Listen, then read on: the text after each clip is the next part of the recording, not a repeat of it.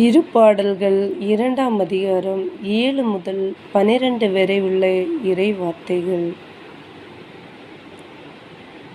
ஆண்டவர் ஆணையிட்டு உரைத்ததை நான் அறிவிக்கின்றேன். நீர் என் மைந்தர், இன்று நான் உம்மை பெற்றெடுத்தேன். நீர் விரும்புவதை என்னிடம் கேளும். பிற நாடுகளை உமக்கு உரிமை சொத்தாக்குவேன். உலகை அதன் கடை எல்லை வரை உமக்கு உடைமையாக்குவேன்.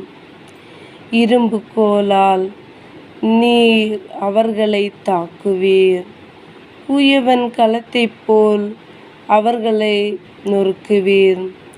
ஆகவே மன்னர்களே, விவேகமாக நடந்து கொள்ளுங்கள்.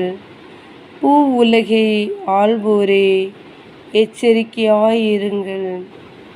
அச்சத்தோடு ஆண்டவரை வழிபடுங்கள். நடுக்கத்தோடு அவர் முன் அகமகிழுங்கள்.